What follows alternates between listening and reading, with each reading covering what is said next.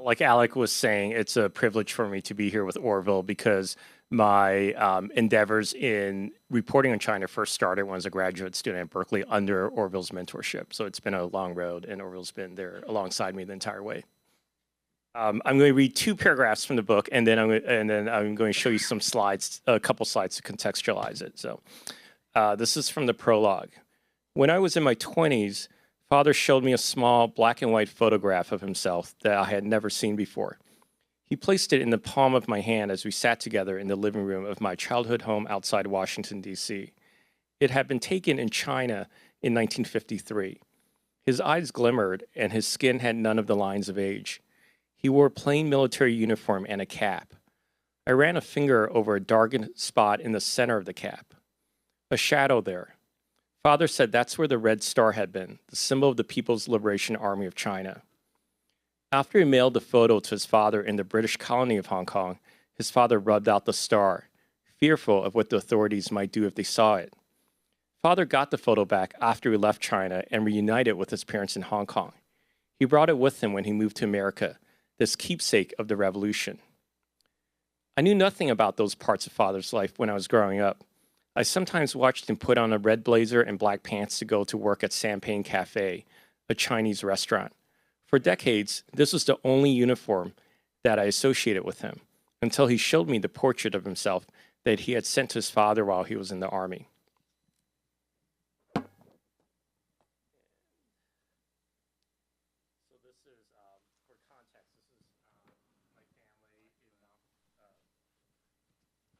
For context, this is my family when I was growing up in Alexandria. This is us in Mount Vernon, about as American and seen as you can get.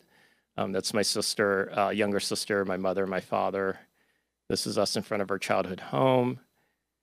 And this is the photograph that I just talked about of him in the PLA uniform, taken in Yining, Xinjiang in 1953 at a photo shop in Yining. And there's only two surviving photographs of him in uniform, and that's that, and then this one here.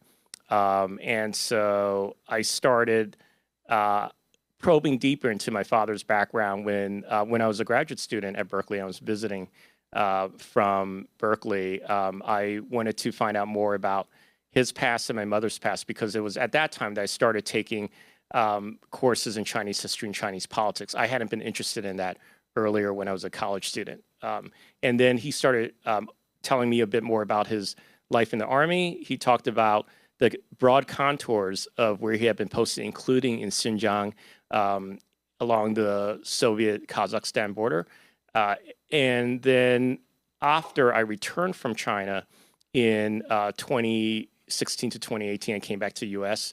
I decided to work in earnest on a book about this subject, about modern China essentially, but using his story and the stories of some of my other family members to tell the tale or the narrative of the arc of modern China. And so I went a lot deeper into his story, and then he revealed much more about what he was doing out in Xinjiang. So that's the short version of how I came about to start on this project. That's the sum total of the photographs. Okay, good. Well, just you can break in. And do I remember that when you were at Berkeley, you made a little film about your father? Yeah, you have a good memory, Orville. When I was at Berkeley,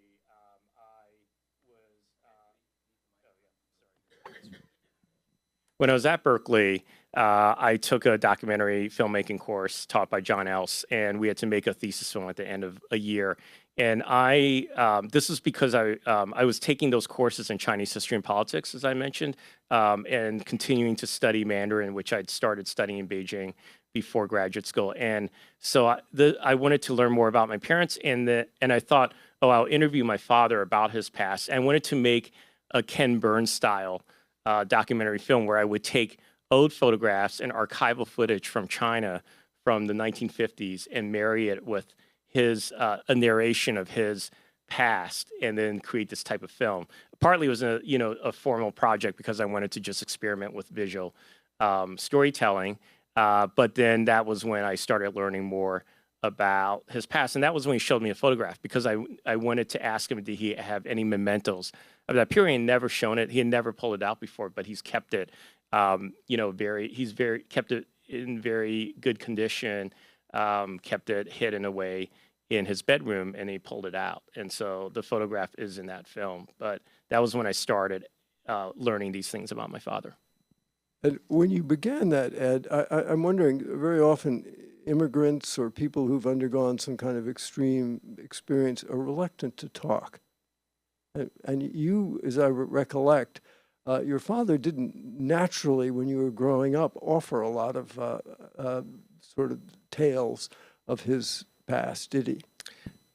Yeah, he was. I learned very little about his past. My mother didn't talk that much about her past either, and it was only through this questioning in my 20s I learned that she had been persecuted as a child by the communists shortly after 1949. But both of my parents had gone through various traumatic experiences. I think, as many of us in our room, our parents have gone through these things in different parts of the world, and it's always.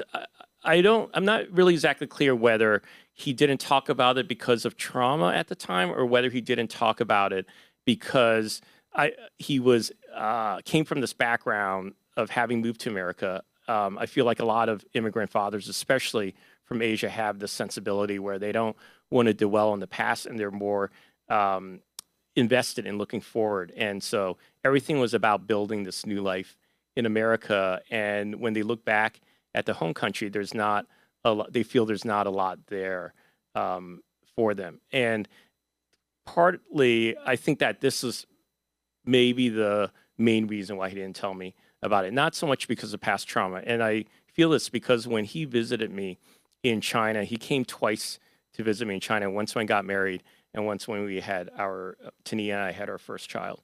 And on that second trip, I really wanted to go back to the home village, the ancestral village in Guangdong province with him.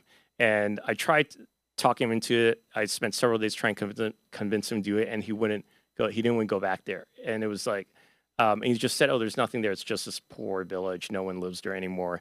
Taishan is a pretty booming place, it turns out. Well, parts of Guangdong are. Taishan, the villages are pretty depopulated. Like, I was struck by that when I went back. I went there twice with a photographer, Alan Chin, who's here in the front row here. Alan speaks Taishanese, the native dialect or language in that region. So it was very important for me to go back with Alan because he could act as a guide, and he had been back there several times. But it's not that booming. It's depopulated, and there isn't much in the home village. There's a villa that they built, that his father built with money from an herbal medicine business, and I can sort of see why my father wouldn't want to go back there. He did want to go back to Guangzhou, where he had gone to high school, and he had very fond memories of going to a boarding school in Guangzhou, which it was one of the most prestigious schools there at the time during the Civil War. And he then had a reunion with his classmates there, other men who were in their 80s or early 90s. And it was incredible for me to sit there and listen to their stories over the course of 2 days.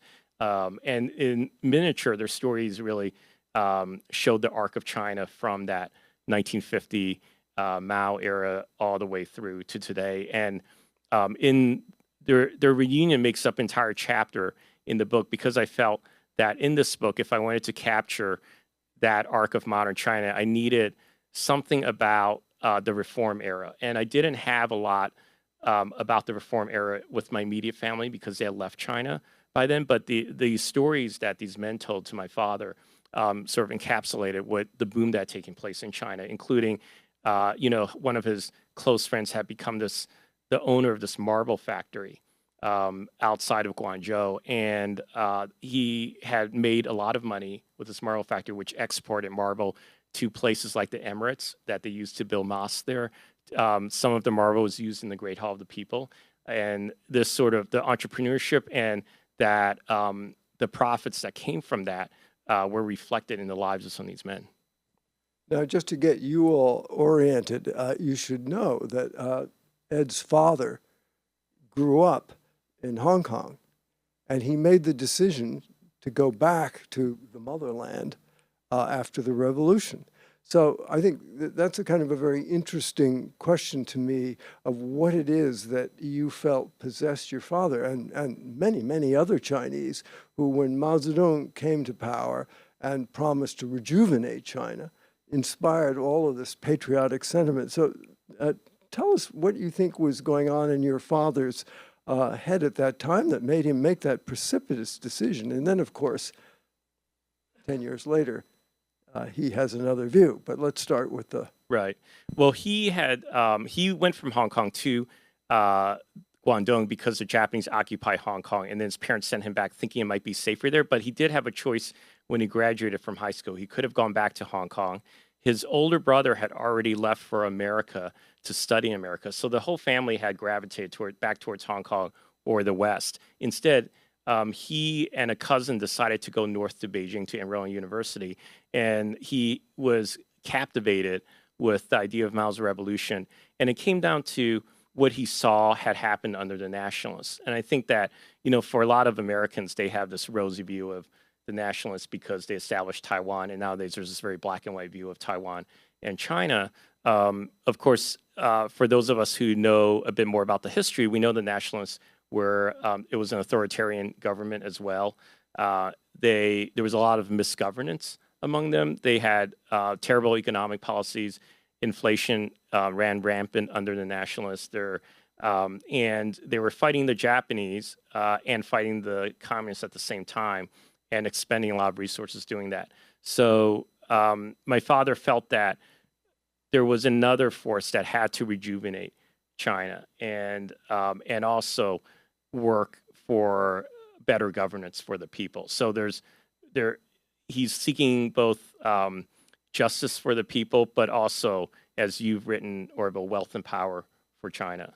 And I think that those are, I think the latter, especially the wealth and power, the strong sense of nationalism, is something that we should never underestimate about China and its citizens. And I think that a lot of the sort of discourse these days in the U.S. underestimates how patriotic that Chinese feel about their country. That drive to see the country great again. Right. And yet, your father underwent quite a transformation in his view. I mean, some of the letters you have in this book about what his father wrote home are, urging his family to come to China, that everything was great. And some of these were during some rather dark periods of Chinese history. Describe a little, what do you think happened during those years that your father was in the army and in Manchuria and then in Xinjiang, which is not exactly a day at the beach. Right. And what was that? How did he undergo that transformation when he said, "I'm out of here"? He was sent first when he enrolled in the military in the fall of 1950. The Korean War had started.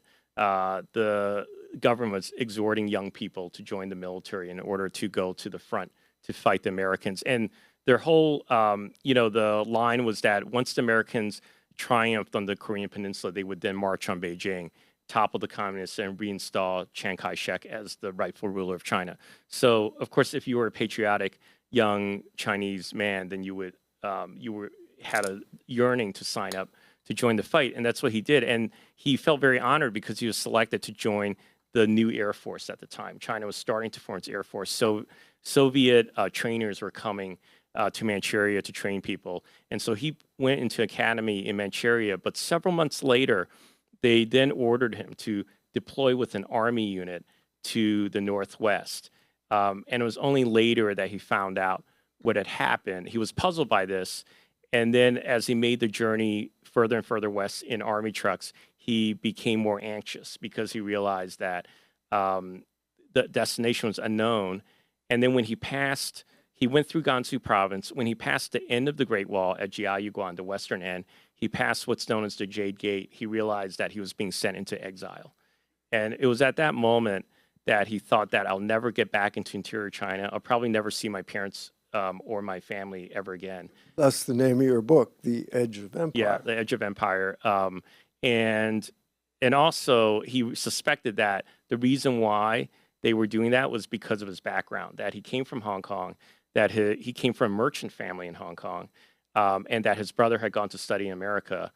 He suspected this because at that time, Mao had already started the campaign against counter-revolutionaries. There were many campaigns against, enemies of the state who might be subversives, and which is something we see like echoes of now today under Xi Jinping. But these were intense campaigns that Mao had started. My father knew that party officials were looking for elements in people's backgrounds, and then he suspected this was the reason why. Later on, he felt he would find confirmation of that later. But then he goes out beyond the J Gate. He spends 6 years out in Xinjiang in different postings.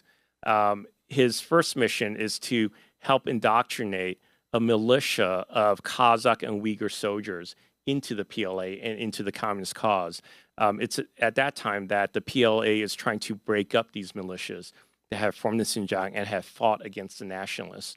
But there were fears that they were independence-oriented militias, which to a degree they were. And the PLA was breaking them up into smaller units and incorporating them into the Chinese army. And so my father was part of that process of indoctrinating these new soldiers. He goes on to do other things in Xinjiang, including working at one of the very first military farming garrisons that's set up to control Xinjiang. And this is a very widespread network of farms that the military ran back then and has now transformed into a whole other system. These are the Bingtuan. Yeah, the Bingtuan, exactly. And he was one of the very first ones on the Kazakh border with Soviet Kazakhstan. And then at that point, 1956 or so, he starts to feel more confident about his place in the party network and in the army, because he wins the confidence of his superior officers. They recommend him for party membership, and gets very hopeful that at this point he'll join the party. And at the same time, he gets a chance to go back into interior China, because in 1957, the Chinese government is looking for young people with some talent and desire to go back to school in order to learn trade crafts and help build up the country in their industrial policies. So he goes to Xi'an, to the Xi'an Polytechnical University, or Northwest Polytechnical University in Xi'an, which, as some people in the room might know, is very closely affiliated with the PLA. And his goal then was to learn to build military aircraft for the PLA. He felt he could still serve his country this way as a civilian. But then he becomes disillusioned in several ways. One is, at one point, some university officials tell him there are problems with the application for party membership, and that they have to investigate his background more deeply. And then he realizes that at that point that he'll always have this scarlet letter on him because of his upbringing. And he realized that there's something fundamentally flawed about an organization that can't bring itself to trust someone like him, who's sacrificed so much for it. Because he has relatives abroad and came from Hong Kong. Yeah. And in fact, at that time, I don't know if the officials have known this, but his brother was starting to work as an engineer for the U.S. military at the time too, in Washington. So, and then the Great Leap Forward is taking place, and of course the famine starts. 1958, he falls very ill along with many other classmates. He experiences that starvation, and also at the start of the Great Leap Forward, as you know, Mao decided to purge some senior officials, and one of those was Peng Dehuai, who was a legendary commander who had essentially helped the communists triumph over the nationalists in the Civil War, had commanded the military occupation of the Northwest region that my father had taken part in. And my father looked up to Peng, as did many other soldiers who had served at the time. And this power struggle within the top ranks of the party, with Mao pushing out these people who seemed to have worked for the betterment of the country and have been loyal to Mao, really made my father start to question what was going on in the top ranks of the party. So let me ask you a question, just a slight digression. Your father was passionately dedicated to rebuilding China, and he urgently wanted to be in the party. And they kept putting him on probation, on hold. And then finally, the description you just told us about was the moment that he had the revelation he's not going to get in. And that was sort of the beginning of disillusionment. So let me ask you this. I think we have the same, if we look at Xi Jinping, who also desperately wanted in his teenage years to get into the Little Red Pioneers, which is the precursor to the party, but he couldn't because his father was a counter-revolutionary at the time. I'm wondering how you analyze this incredible sort of power that the Chinese Communist government and the party has over people that makes them so deeply want to be part of it, and yet at the same time it's spurning them and eschewing them and abusing them. Right. Well, I think it's the reasons for that have fluctuated over time. I think that, at least in my father's period, it was because the party had, it was a revolutionary party. I mean, it's no longer a revolutionary party, but he did feel he was part of the revolution at the time when he signed on to the military, and that he was part of this transformation of China that was taking place. I think many Chinese back then fervently believed in that mission. They fervently believed in the mission of wealth and power, and that the party was the vehicle for that. And they also believed in that America was a threat to China, and that the military and the party were the institutions that would hold back the American forces that were. Indeed, America was a threat if you were in the party. Right. It was a threat, and these days, as you know, they still see America as a threat, and so the idea of anti-imperialism was strong back then, and my father was deeply enmeshed in that. So I think that the reasons for people wanting to join the party have changed over time, and for many people these days, joining the party is more a means of getting into the network that will help assure their jobs or some form of security in life, and self-enrichment, for example. I mean, I think, it's fair to say that just human beings, generally speaking, want to join whatever it is that is the going proposition and brings respectability and honor, even if it turns out historically to be a somewhat dishonorable organization. This is nothing new under history. I wonder how you too, Ed, I mean, your father has this arc of decides as a young man, he's deeply patriotic, wants to help China, wants to rebuild the nation and restore it to a sense of greatness. And the book is really about that. But also in a curious way, it's about you, because you too are undergoing a kind of a glide path. And I'm wondering, how would you describe where you began and now where you find yourself ending up, having written this book, explored your father's history, your family's history, and spent, what was it, 8 years was it you were in China? Yeah, almost 9 years. But you're still deeply involved. How would you describe what's happened to you? When I went to China, it was 2008, and I think one thing that had a huge impact on me in my early 30s was the fact that I had gone to Iraq to report on the Iraq War for 3.5 years for the Times, which is where I first met Alan. Actually, he was a photographer there, and I think that I really felt strongly by the time I left Iraq that this was a prime example of the failure of American foreign policy. That it was probably the single worst decision that the U.S. had made in foreign policy since the Vietnam War. That there was something flawed about the fact that the U.S. system could allow this to happen, and I still, to this day, feel very much that way about the Iraq War.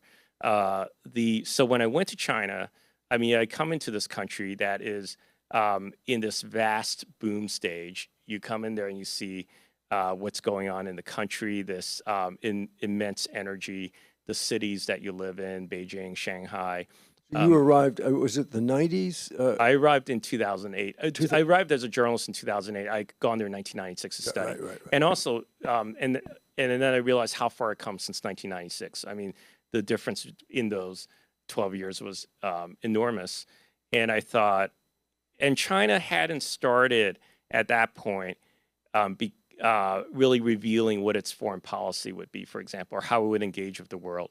And so I thought that there was potential here for a country that was not America, but was a superpower that would probably be near par or on par with America to present some vision of governance to the world and also of engagement with the world that would be alternative to what America had just done in Iraq, for example. And so, and what America if I had can done. stop you there Yeah. for a minute, that's really interesting because I think my generation had a very similar experience. The war in Vietnam caused people to have the same sort of sentiment you had, that about maybe there was a different way of doing it, and they kind of went off the rails a bit, maybe on Ho Chi Minh, Right. and even on Mao. Mm-hmm.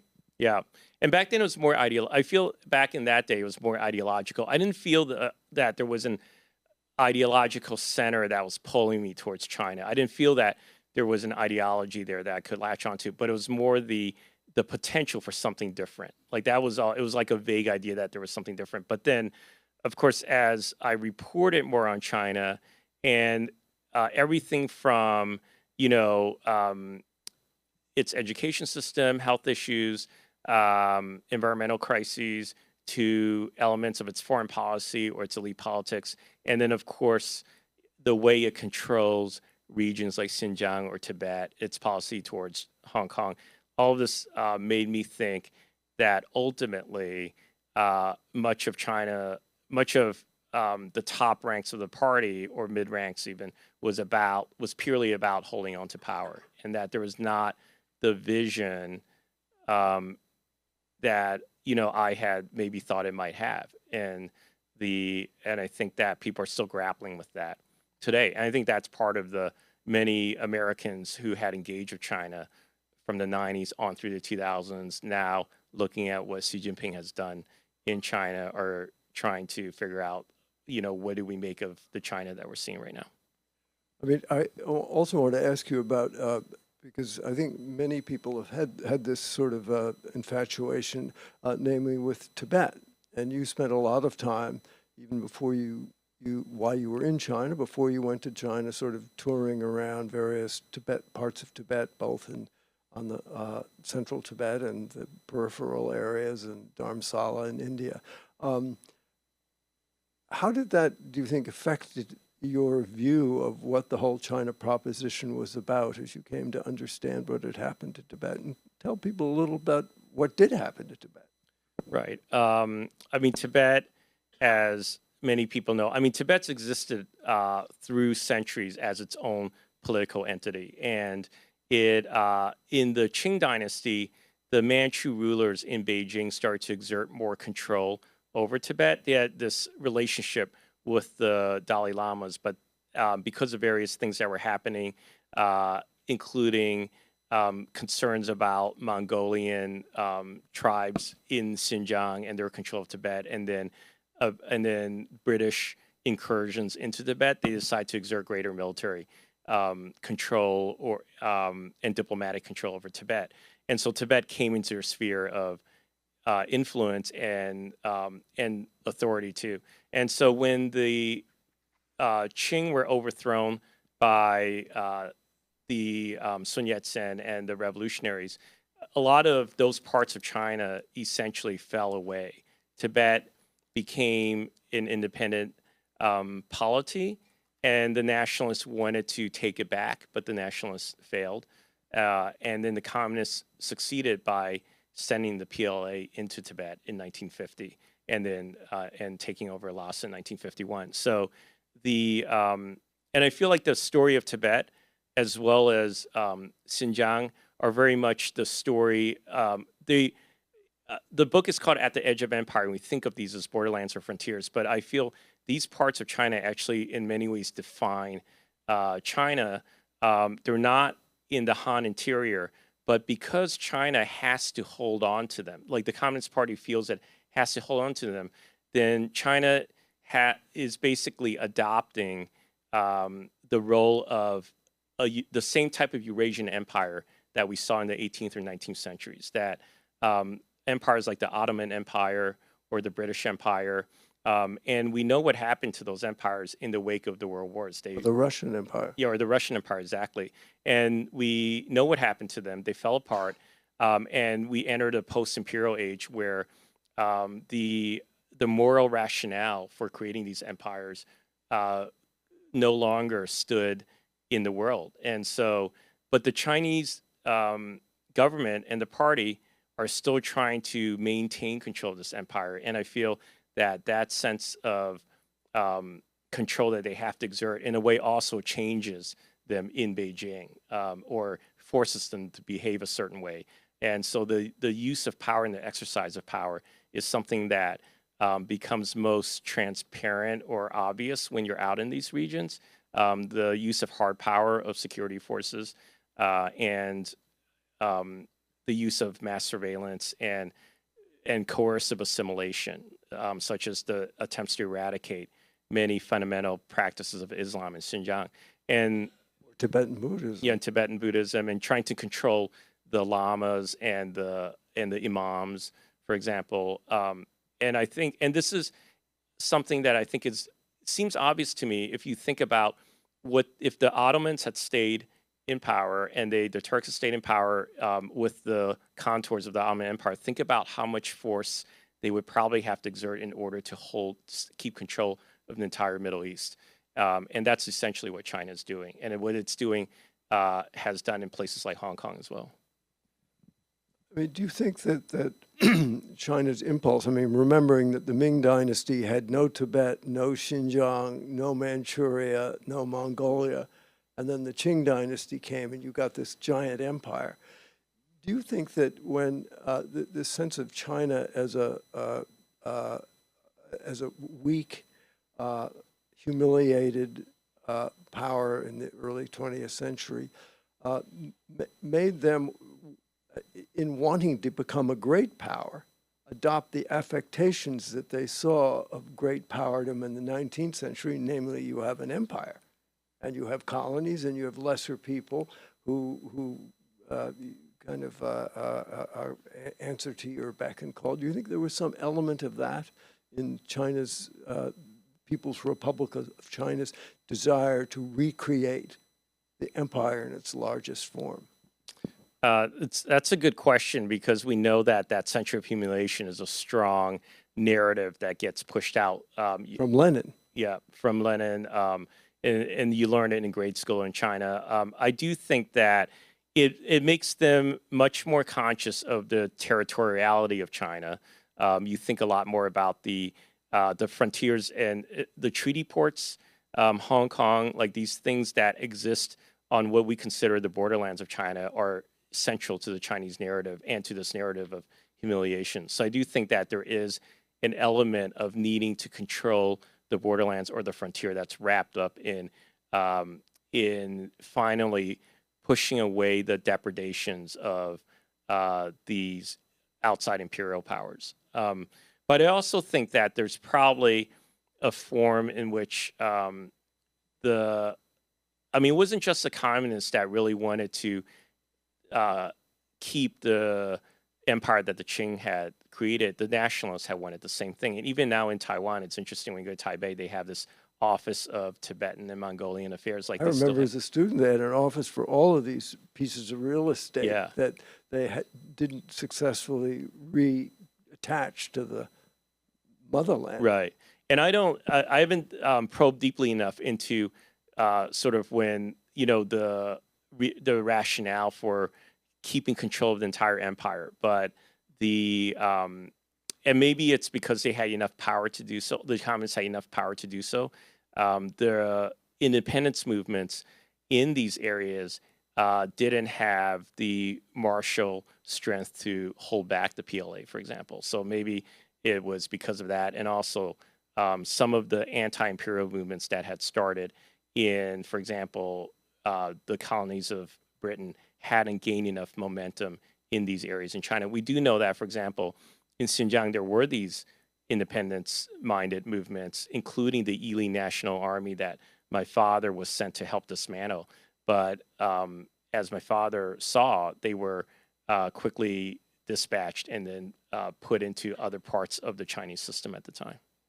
And yet other empires, British, French, Dutch, Portuguese, Spanish, all did dismantle, and in some relatively willingly and peacefully. And yet there is a powerful, powerful sort of urge in China not to dismantle the empire, and to wit, Taiwan. And I'm wondering how you analyze that sort of deep feeling that the Communist Party seems to evince in terms of the necessity of reuniting Taiwan, however they have to do it.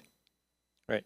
I think that that's, to me, that the explanation seems fairly simple. It's a piece of unfinished business from the Civil War. It was like the one thing that the communists couldn't exercise control over. It was the force that got away, and that it is still important for that. But also, it's important in a current geostrategic framing too, because Taiwan is a threat militarily if you think of it as a direct partner to the U.S. to military dominance of the region by the PLA. So I think as long as there's Taiwan, U.S. bases and troops deployed in this ring around China, China will feel contained by America.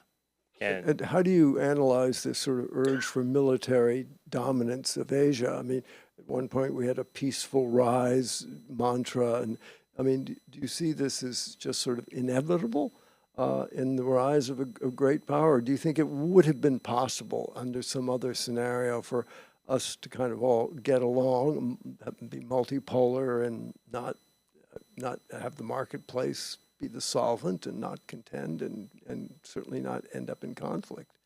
I mean, I kind of think, part of me thinks it is structural, that when there's a power, and it's structural and it's geographic, because the U.S. military wants to maintain dominance throughout the globe, not just in the Western Hemisphere. And the Asia Pacific is a major arena for that. So, and I think that's partly, it has wanted that since the Philippines became a colony of the U.S. back in the 19th century, but then World War II really impressed on, I think, American strategists that they need to maintain military dominance in that region, or a threat could rise, like Japan, and that the U.S. would then have to deal with in a war context. And these days they see China as a potential threat. But so the U.S. wants to maintain military dominance.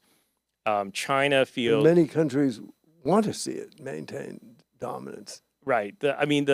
Some of the smaller countries do, because they want it to be a balancing power against China. But of course, China, being the great power in the region, wants to be the arbiter of security in the area, and also wants to feel secure enough in its borderlands. So I think that part is structural.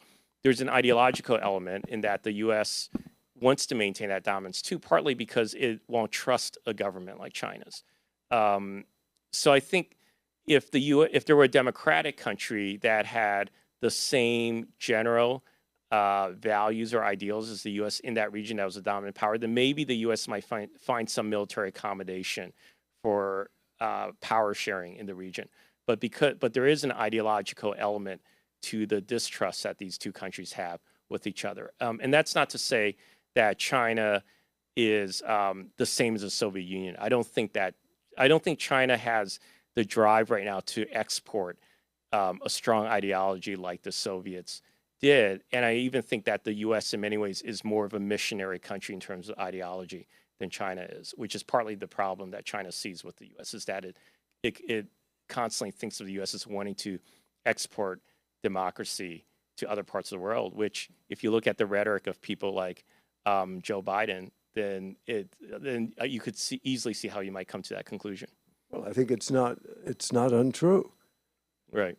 Yeah, and it happens. Let's be honest. Right. Whether it's a Republican administration or a Democratic administration, it's a we are evangelists. We believe these are universal values, and if you're a nice little autocracy, you're not going to feel safe around the United States. That goes without saying. So right. let me ask you this: how do you think this is going to end? I don't know. Right. Orville, you know as well as You've I been do that around we're this. not supposed to predict the future. You've been around this block a few times. So Right. what do you think the outcome is going to be of Taiwan and the South China Sea and the Senkaku Islands and the Indian border and Arunachal Pradesh, and I could go on. I mean, I work in Washington. I cover foreign policy, and basically the question that you're asking, will there be a war between U.S. and China, and will it be over Taiwan, is like almost always the first topic of discussion now. Let me put it more delicately, Ed. Do you think there's any reasonable chance that we can find some new engagement-like formula to arrest the downward slide?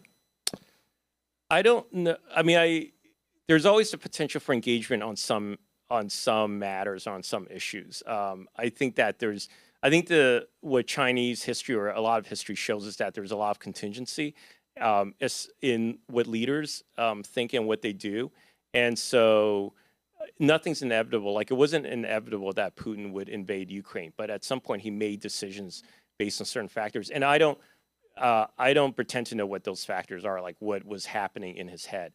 I think that's why I think the invasion of Ukraine did change the discourse around Taiwan in Washington, because it made many people realize maybe there's things that leaders do, autocrats do, because of the way their information systems operate, because of their own personal obsessions, actions that they might take that are clearly not beneficial for either their country or their neighbors or other parts of the world, and yet they'll take it anyways. And so I think that sense has pervaded Washington now, and they sort of that overlay is on Xi Jinping as well as Putin, for rightly or wrongly. That's how Washington perceives it. Yeah, and Xi did not decouple himself from Putin very gracefully at all. So he got kind of stuck on that and doesn't seem to know how to get off. Let me ask you, before we open it up to you all for questions, how does your father look at all of this? This was something that I asked him very late in.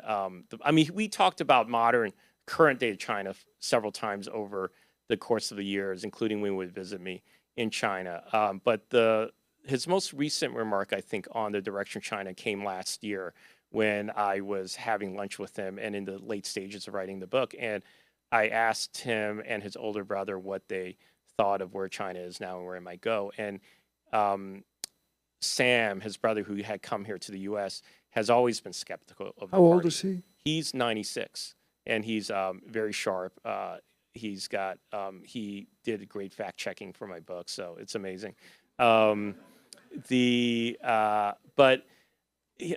Sam's always been skeptical of the party.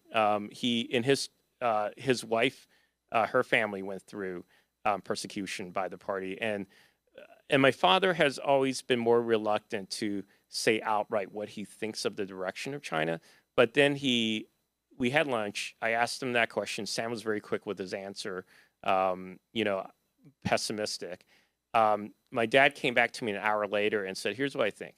He said, the party was necessary for China at a certain time. Like none of the other political elements could control China. And he's thinking about the warlord period. He's thinking about the Japanese, the failure of the nationalists.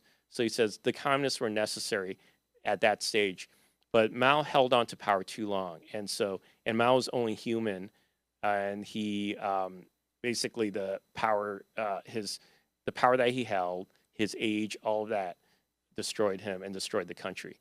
And he said, Xi Jinping is making a mistake now. He's holding on to power too long. He should have given up power. And I think, as many people in this room know, Xi served out his 10 years, his 2 terms as president of China, as general secretary of the party and leader of the military. And then he decided to take the unprecedented step in the current era of doing a 3rd term, at least 5 more years, maybe much longer. And he's in the middle of that 3rd term right now. And I think that has led to disillusionment with him among many Chinese intellectuals, many liberal Chinese friends. I think we all know people in China who were shocked and dismayed by that choice that Xi made. Do you think your father has any regrets about the decisions he made as a young man? I don't think he does. When he talked about this, when just this past weekend, we had a big, every year we have a reunion of the Wong family members that are close to us in the DC area, and there were 30 or 40 of us. And I had copies of the book by then. I gave one to everyone. And then my father, and I thanked my father and Sam for their contributions. And my father stood up and he said, you know, when I made these decisions, he was telling everyone in the family, when I made these decisions when I was young, it was everyone in China wanted to be part of this. It was like when you, and he equated it to those recruitment posters that the US government put out during the World Wars, where he says, oh, it's like the image of Uncle Sam on the poster saying like, America needs you or America wants you. China needed us. We were part of that. We were like the Americans who joined their efforts in the 20th century. And that's essentially how he feels about his years in the Army. Well, listen, this is a really wonderful book because it combines the elements of history with a family that was both in America and in China, and then Ed was in China. And I must say, it's a wonderful read, and Ed is a wonderful writer, so I can only commend it to you. And after we finish with questions, you should go out and buy it right next door in the next room. So let's open it up to the floor. Please ask your question, and let's strive for brevity. And tell us who you are. Hi, Ed. Congratulations. I'm Amy Yee. I'm also a journalist. And Ed and I met in Dharamsala in India in 2011. And this is related to the question I want to ask. But I'm wondering about some of the conversations that you had with your father about your reporting on China, because when we met, this is sort of a leading question, but when we met, I had written something about how my family members reacted to some of the things I was writing about Tibet from India. I was based in India for the Financial Times.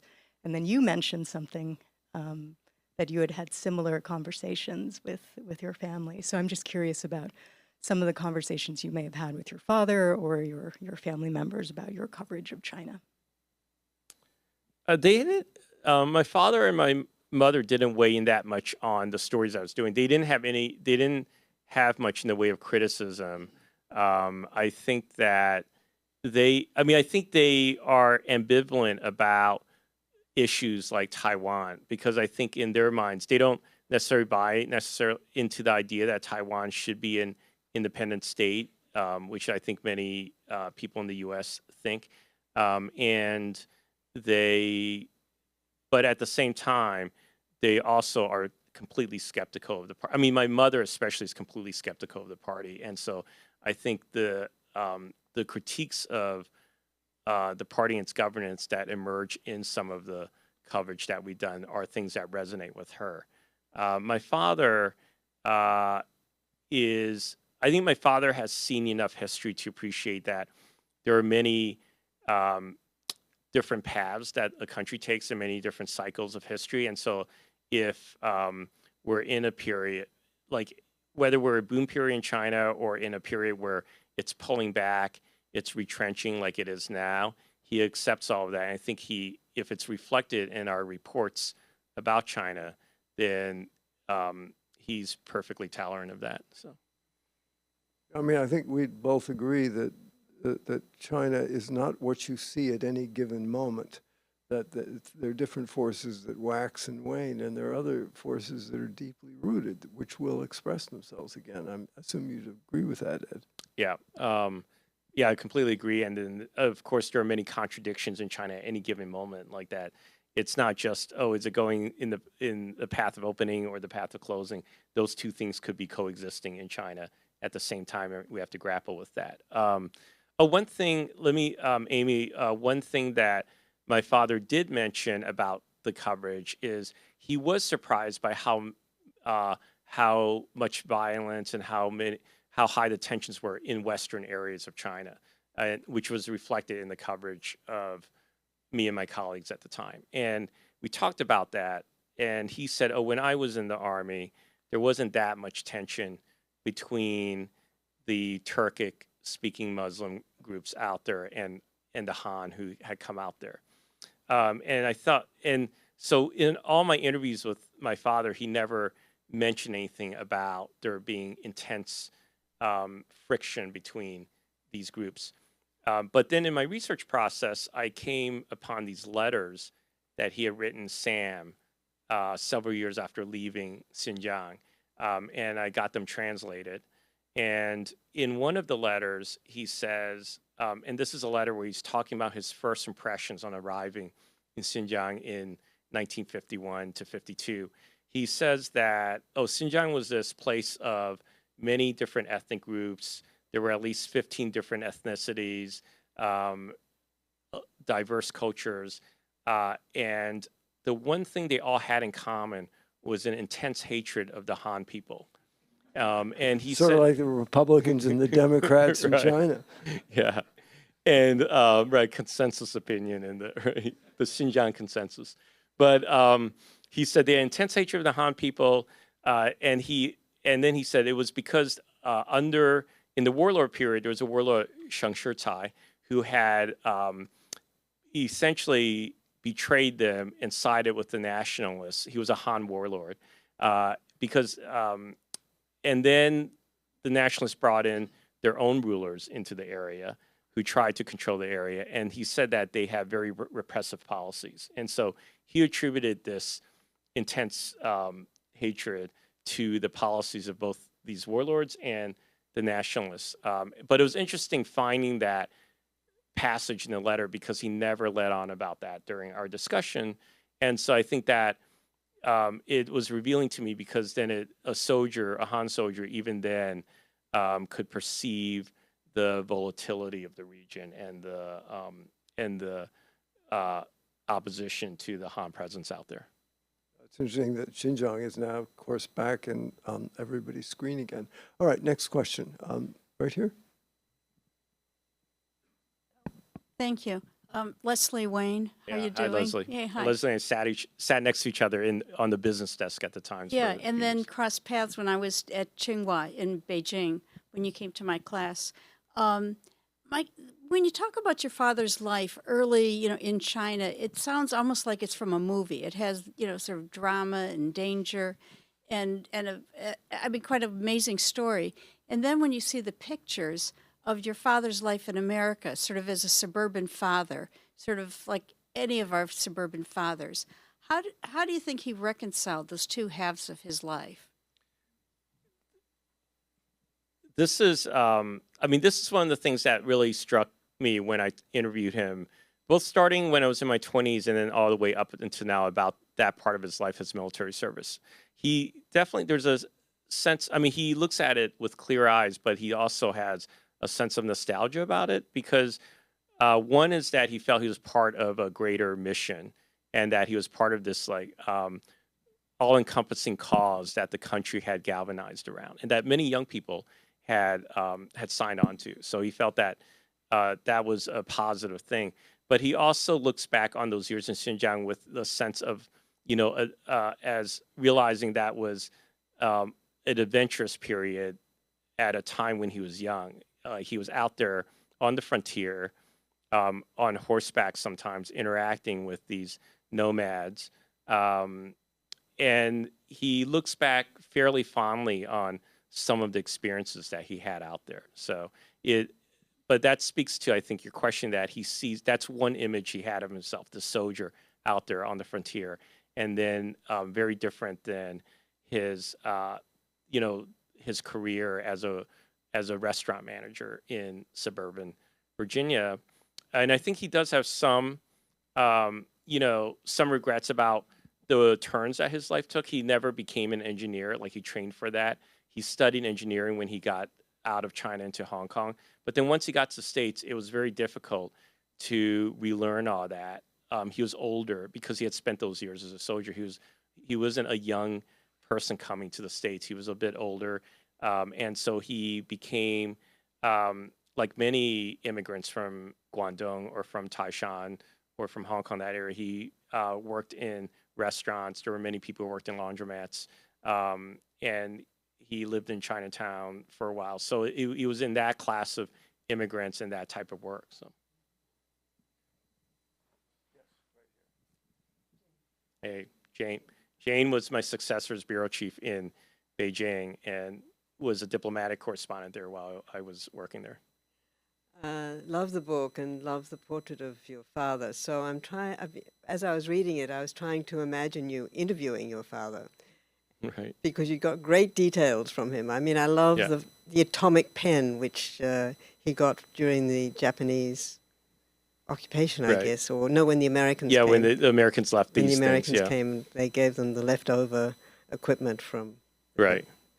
So how did you organize it, and over what period of time did you interview him, and did you tape him, or did you write notes, or what was the process? I mean, it started, as Orville pointed out, I did a student film that had some of the story in it, so I had the broad contours of the story pretty early on from my 20s of what my father had gone through. Yeah, and on film. So and transcripts from that. So I had those, but they weren't in the detail that, like, they didn't have the types of details that you just mentioned, Jane. So when I moved back to Washington in 2018 for my job covering foreign policy in DC, I would go sit down with him in the basement of my childhood home and then turn on the voice memo thing on my iPhone and record and spend an hour to 2 hours at a time talking to him about these things. He got pretty tired of talking about it by the end of like an hour, and then we push for it. Like we only did like 1 hour sessions at a time. And also it was interesting. I mean, he has no reluctance to talk about serving the military, to talk about wanting to join the party, none of that. But he got very annoyed at me trying to draw small details out of him. Like I would say like, oh, what do you see around you when you were out in when you were out in the hot springs in this one posting that you had in Xinjiang, like these details. And he got very annoyed. I think those of us in the room who worked as journalists, like we sometimes sense interview subjects getting very fed up when we're trying to get these small details out of them, and that it was hard to make my father like really sit down and patiently. Yeah, I mean, the books. It's been 6 years since I signed the book contract, so it was a long process, right? Yes. Right here. Just, I think I can speak loud enough, hopefully. Well, this is going to be recorded, so I think we need a microphone. Thank you. So just to follow up on Jane's question, what language did you speak mostly, or did you switch between all three? I don't speak Taishanese very well. I mean, I can understand it, but I don't speak. You sure do, but you're just being modest. No, I don't. You did a lot of the talking Taishanese when we were in those areas. I grew up speaking Cantonese and English, and I've always done that switching with my parents. So I think when I talked to my father, we spoke in both. Yeah.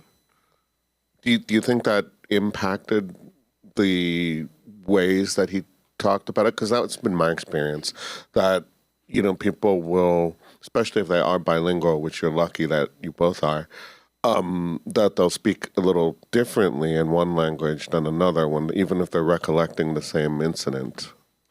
Yeah, they'll definitely speak differently. Like I do wish I could speak Taishanese, because I feel that would have probably been the easiest language to use to interview my father with. And of course, if he's speaking Taishanese, then it instantly places you in that geographically in that area, I think, more so than any of the other languages. So it would have been of great benefit, I think, if I could have interviewed him in that. And I get very nostalgic now when I hear him and the older men in the family speaking Taishanese, because I know that none of the younger generation speak it. It's a thing that's being lost in our family. Do you think your father still feels patriotic and still feels somehow connected to China as a proposition and wants to see it great? Definitely. Because he is also very open in many ways about talking about, the current politics of China. He's also, throughout the years, has been very engaged with reading about Chinese history and about the history of the party. He loves reading books about that in the Chinese language, whether they're books that are printed in the PRC or in Taiwan or Hong Kong. But so he's always been a student of the history of China. So he is invested in what the country is, in the strength of the country. And I think he feels a certain level. He does feel a certain level of patriotism. I think that many Chinese do. and many Chinese Americans of his generation or recent immigrants will want to see China succeed or be strong in the world. At the same time, they don't want to see a war between America and China.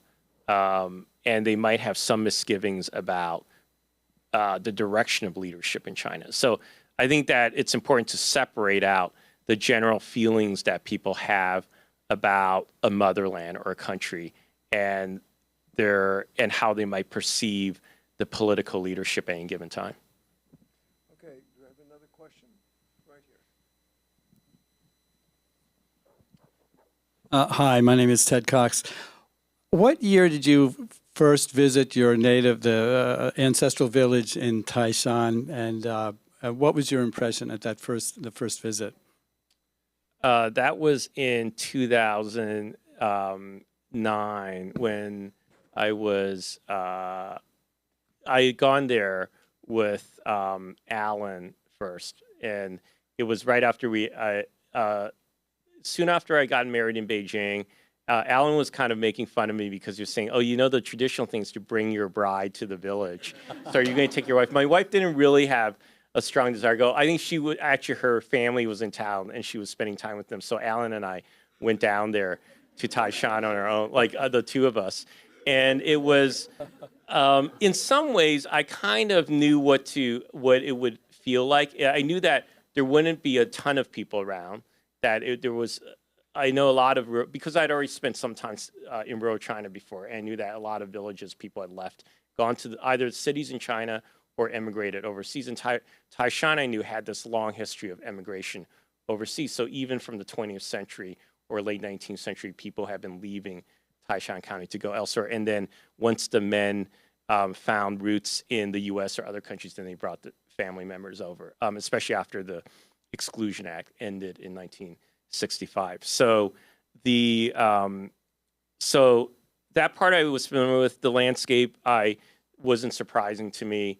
What was surprising, and I ended up doing a story about this for Times with Alan's great photos, was that there were across the county, in every village, in every town, there were these villas and watchtowers of like 5 or 6 stories that looked like European villas and European towers. It could have been something out of Tuscany, for example. And every village had these. And one of the villas that the family villa that my father's family owned was a 2-story stone manor that was supposed to resemble a European villa. And the reason was because the Taishanese who had gone overseas, saved the money, come back, they wanted to build these new homes for themselves as a sign of their wealth, but also because they had been so influenced by their time in the West that they had taken in those ideas, that they looked up to the architecture of Europe. They admired it, and they wanted their homes to resemble that. And I thought it's so interesting because my parents had never mentioned this growing up. And I don't know very many Taishanese who talk about it.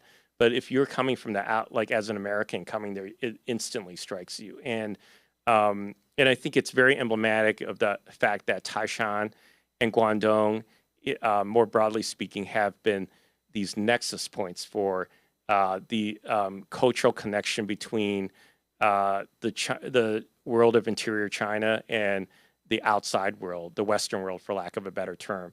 And I think that's what makes that part of China so unique. I see that region of China as part of the title at the edge of empire. I see southern China as a frontier region, as a portal. I don't see it as part of this much more traditional China that sometimes people in Beijing want to hold on to.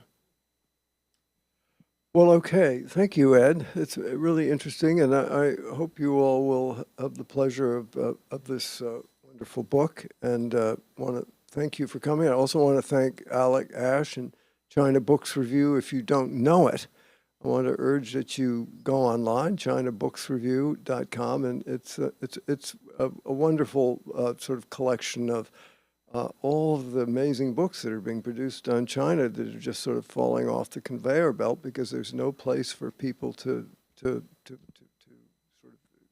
appreciate them collectively. So thank you for coming. Thank you, Ed. Thanks.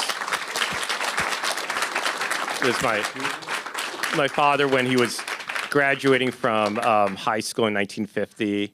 The map of China, and then this was him right after the Great Famine. He's much more gaunt here than he was, and he had survived that. So these are. Oh, the map, by the way, is pretty cool. It's by Jeff Ward, who did the maps for the Game of Thrones books. And that was at the suggestion of my editor. And it sort of when I wrote him this memo about the map, and I said, I looked him up and knew he had done the Game of Thrones maps. And I said, I want a map of China that resembles the maps in fantasy novels because this book is about a journey. And as we all know, these like epic fantasy novels like Lord of the Rings are about journeys. And the topography in those fantasy novels is very important. The mountain ranges, the river valleys. And I felt I think for any of us who've spent a lot of time traveling China, especially overland, we're struck by the topography of China and how it defines the country. And my father's journey in many ways reflects that.